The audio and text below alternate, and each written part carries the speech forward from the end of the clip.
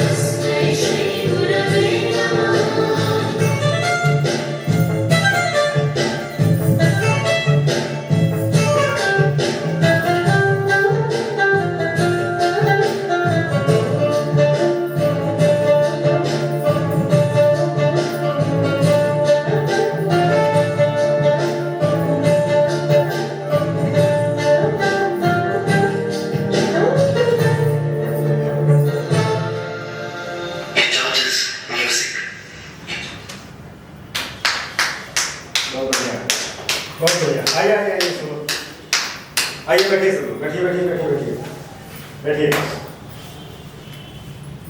कोई बता सकता है कि अभी नाटक शुरू होने से कुछ देर पहले ये जो हमने नृत्य पेश किया इसे क्या कहते हैं? नहीं, पूर्व रंग। पूर्व रंग। कोई भी जब नाट्य प्रस्तुति मंच पर जाता है उससे पहले जो हम सांस्कृतिक कृत्य कुछ भी करते हैं उसे पूर्व रंग कहते हैं। इसकी बहुत व्याख्या है ना?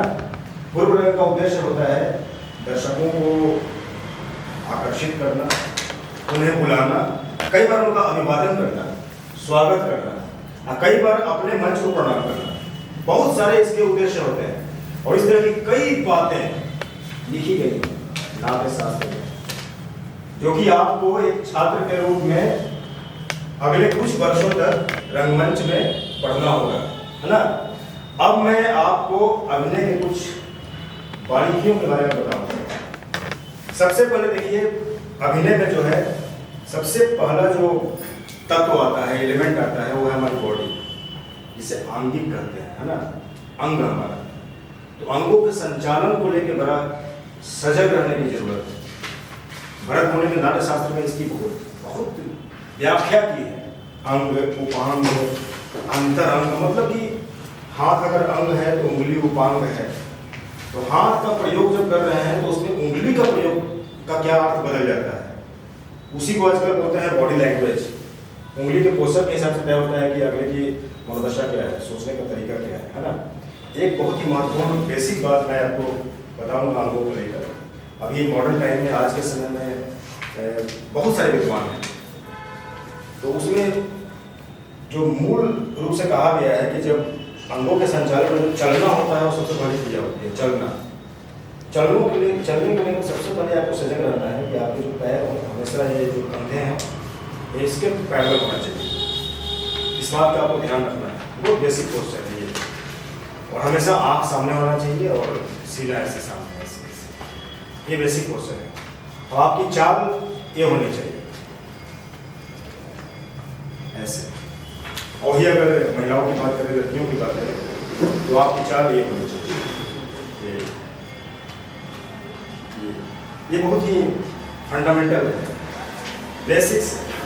इसी के ऊपर ही सारे अंग काम करते हैं यार, है ना?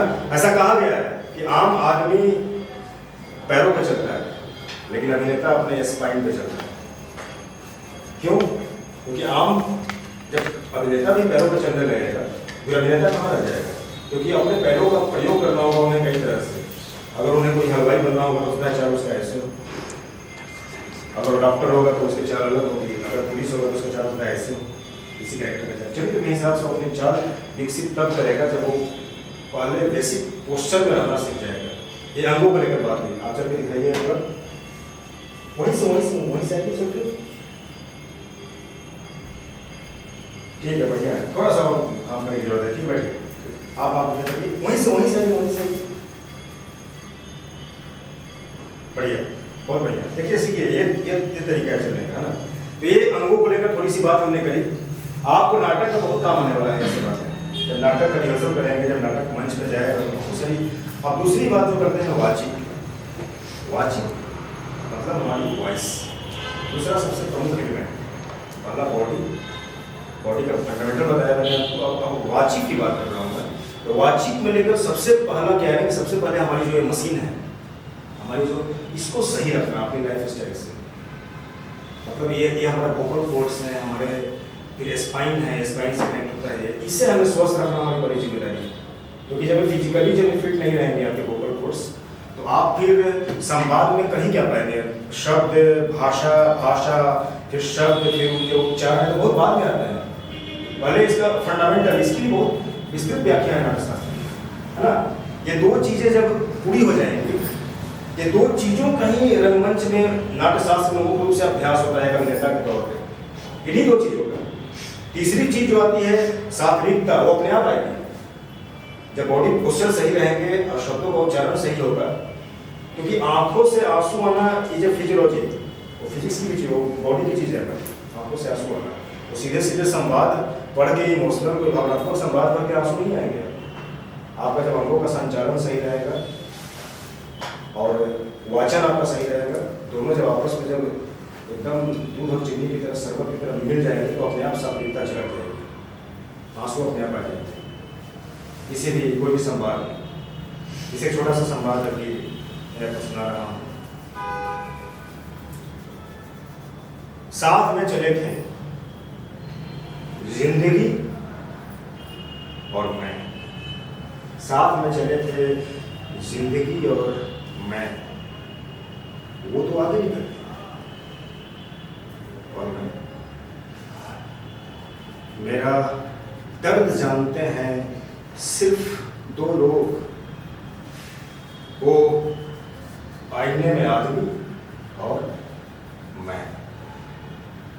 कभी लगता है खुदकुशी कर, कभी लगता है खुदकुशी कर लूं, फिर लगता है खुदकुशी और मैं, है ना।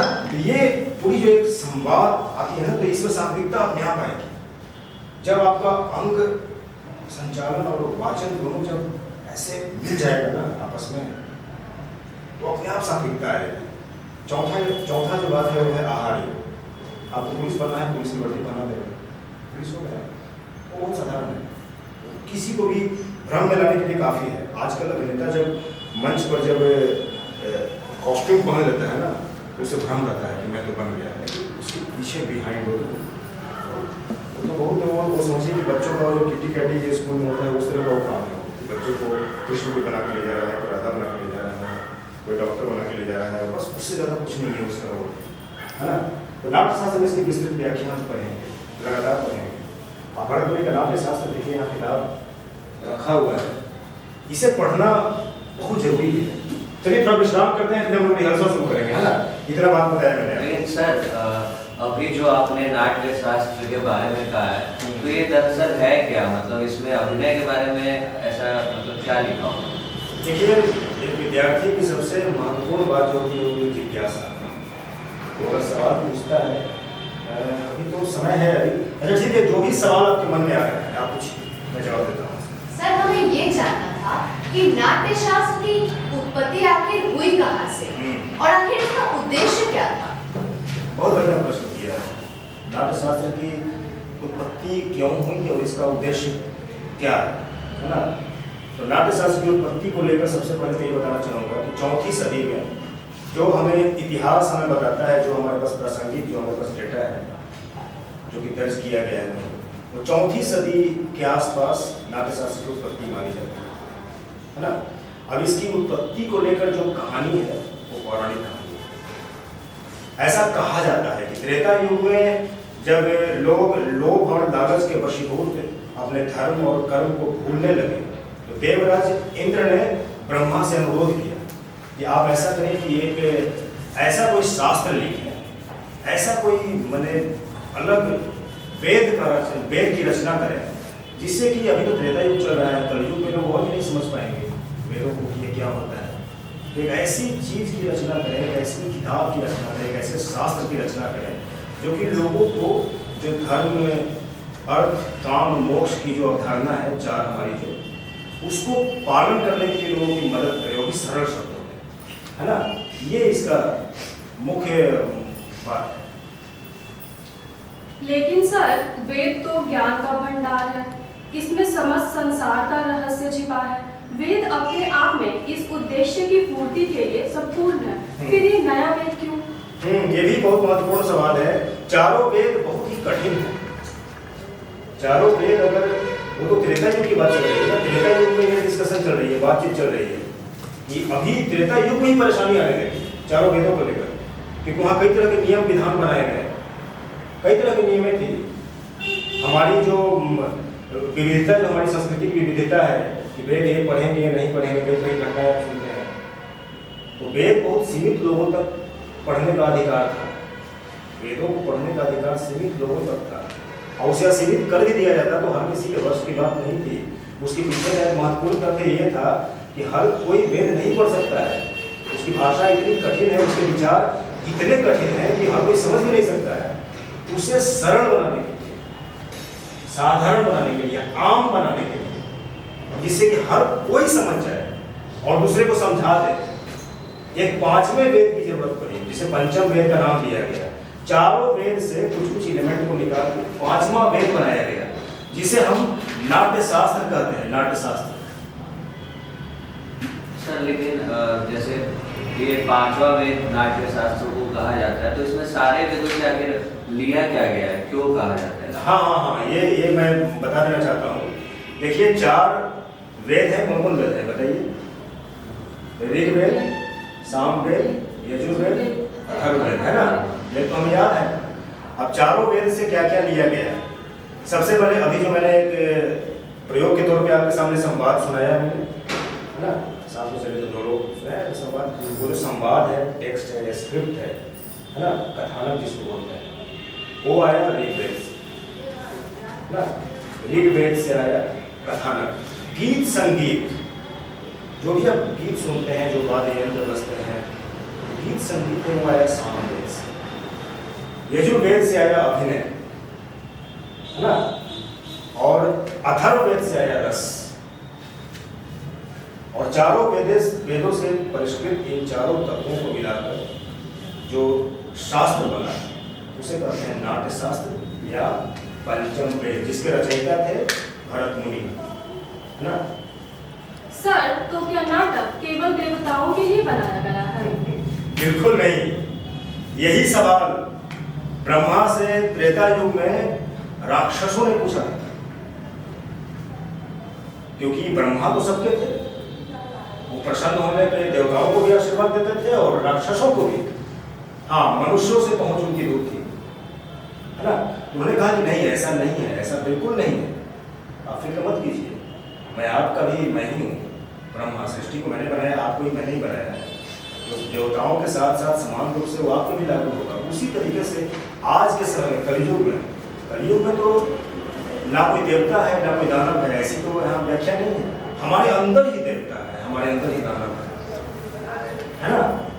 हम जब नाट्य शास्त्र को कहा गया कि हर मनुष्य को पढ़ना चाहिए, हर मनुष्य को करना चाहिए, लोगों को नाटक दिखाना चाहिए और नाटक करके दिखाना चाहिए, मैंने नाटक करना ही चाहिए। क्यों करना चाहिए? उसके पीछे का जो मुख्य बात जो था वो ये था कि जब हम नाटक देखेंगे एक मनुष्य के रूप में, तो हमारे अंदर जो दानव है, जो नेगेटिव एलिमेंट हमारे अंदर है, हमारे अंदर ही है, वो परिष्कृत होगा, वो बाहर आएगा। हम अच्छे इंसान के रूप में, एक अच्छे ह्यूमन बीइंग के रूप में हमें बनाएगा।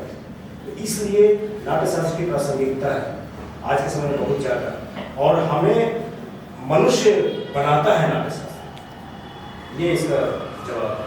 तो ये नाट्य शास्त्र में मतलब मनुष्य और पशुओं के भावनाओं का प्रतिनिधित्व देता है। हाँ, अंतर है। पशुओं को नहीं बोलेंगे हम, मंच पे पशुओं का अभिनय कर सकते हैं।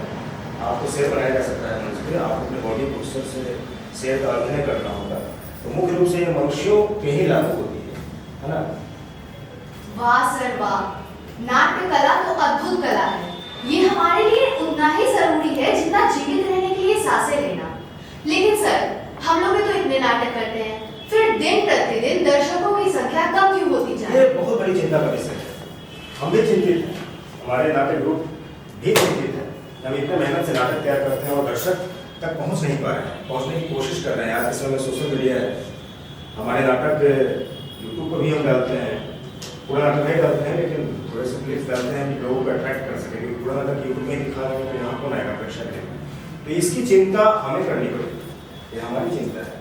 अगर आपके मन में सवाल आ रहा है तो इसका सोल्यूशन आपको ढूंढना होगा, कोई नया आइडिया लगाना होगा, लोगों के लिए जाना होगा, नाटक का प्रचार प्रसार करना होगा, लोगों को बताना होगा कि नाट्य शास्त्र क्यों जरूरी है आपके लिए, और भोजन कितना जरूरी है आपके लिए। क्योंकि आप जब तक अपना प्रतिबिंब नहीं देखेंगे, हमारे समाज का प्रतिबिंब नहीं देखेंगे, हमारे समाज की घटनाओं का प्रतिबिंब नहीं देखेंगे, तो आप नहीं समझ पाएंगे, ना तो खुद को समझ पाएंगे और ना ही दुनिया को समझ पाएंगे। तो नाटक हमें खुद को समझने का और दुनिया को समझने का एक बेहतर जरिया है। जब हम नाटक करते हैं, नाटक देखते हैं या नाटक पढ़ते हैं, किसी भी रूप में जब हम नाट्य शास्त्र से जुड़ते हैं तो हमें एक नया नजरिया मिलता है जो कि हमें बेहतर इंसान बनाता है। और हम जब बेहतर इंसान बनते हैं तो हमारा समाज बेहतर होता है। हमारा समाज जब बेहतर होता है तो हमारा प्रदेश बेहतर होगा, प्रदेश बेहतर होगा तो फिर देश बेहतर होगा, देश बेहतर होगा तो पूरा विश्व बेहतर होगा। हमने कहा भी है वसुधैव कुटुम्बकम, है ना। ये नाट्य शास्त्र की प्रमुख बातें हैं। बिल्कुल सर, कला विहीन समाज तो पशुओं का समाज होता है। हाँ बिल्कुल, ऐसा कहा गया है कि कला विहीन समाज पशुओं का समाज होता है। उसके अलावा अगर हमने मनुष्य के रूप में जन्म लिया है तो एक भाग्य की बात है, लेकिन अगर हम कलाकार हो गए अपनी जिंदगी में या फिर कलाकार बनने की कोशिश की है तो हम सौभाग्यशाली हैं, क्योंकि ये कला सरस्वती हर किसी को कलाकार के रूप में नहीं चुनती। आप दुनिया का कोई भी काम आप चुन सकते हैं, भाई मुझे डॉक्टर बनना है, मुझे इंजीनियर बनना है, मुझे टीचर बनना है, मुझे ये बनना है, मुझे वो बनना है। एकमात्र कला कर्म ऐसा कर्म है कि सिर्फ आपको कर्म करना होगा, सरस्वती आपको चुनेगी। इतनी वो गहन साधना चाहिए, इसका कोई पैरामीटर नहीं है, कुछ भी नहीं है। एक अदृश्य कोई शक्ति है जो कि अपने आप आपके सर पे आ जाएगा और आपके प्रदर्शन में अचानक से कोई ऐसा ऊंचाई आ जाएगा ना कि लोग देख के मंत्रमुग्ध हो जाएंगे कि ये कमाल का अभिनय कर रहा है। अभी देखते हैं जो भी अभिनेता बहुत लोकप्रिय है, जो भी अभिनेता का नाम आप अपने दिमाग में ले रहे हैं, वो क्यों लोकप्रिय है? उसमें एक अलग तरह का आकर्षण है। कई तो बहुत छोटे कद के हैं, है ना, कई तो बहुत बेकार बेडौल चेहरे के हैं, लेकिन जब उन्हें अभिनय करते हुए देखते हैं तो उनमें एक आकर्षण है। वो आकर्षण कहाँ से आ रहा है? वो अदृश्य है। बस उसने अपना कर्म किया है, नाट्य कर्म किया है, नाट्य शास्त्र को बढ़िया से अच्छे से पढ़ा है उसने और बस निरंतर अभ्यास किया है। और बाद में फिर वो ज्ञान की देवी सरस्वती या फिर ऐसा कि ये कला ने उन्हें चुन लिया, लोग एक अदृश्य शक्ति उनके ऊपर ऐसे आ गई। अब बाद में उनका काम जब वो प्रदर्शन करते हैं अपना, हम मंत्रमुग्ध होकर देखते हैं, फ्रेम और घटा देखते हैं, किसको बार बार देखना है, इस तरह सब बड़े देखते हैं, उसको जरूर देखते हैं, बार बार घटा उनकी फिल्मों का इंतजार करते हैं, उनके नाटकों का इंतजार करते हैं।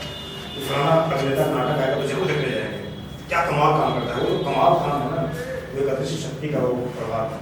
वो कला मतलब आपको छू रही है ना। ये कुछ मुख्य बातें हैं। पंचम वेद यानी कि चारों वेदों का ज्ञान। हाँ, चारों वेदों का एक सरल सहज ज्ञान जो कि हर आम आदमी, मैंने इसमें पढ़ाई करने की भी योग्यता वांछनीय नहीं है। कोई जो अशिक्षित है वो भी नाट्य कर्म कर सकता है, समान रूप से कर सकता है ना। तो ये नाट्य शास्त्र की कुछ प्रमुख बातें हैं। अब आपको समय लगता है, हो भी गया है ना, आराम भी कर दिया, बात भी कर दिया हमने। तो अब ऐसा है कि नाट्य शास्त्र में जो अंगों का संचालन और भावों का जो प्रयोग होता है उसके लिए बिल्कुल मैं आपको एक छोटा सा नृत्य के जरिए मैं चाहूँगा कि वो जो नाट्य शास्त्र में जो आंगिक वाचिक सात्विक और वो आहार्य है ना, इन चारों का जो छोटा सा प्रारूप है उसे समझने की थोड़ी सी कोशिश करें, है ना, यही आप आगे बढ़ाएंगे हम लोग। आगे ना जाइए, यहाँ पे आ जाइए, इधर आ जाइए मैडम प्लीज। अब गौर से आप चेहरे का हाव भाव देखेंगे, अंगों का संचालन देखेंगे।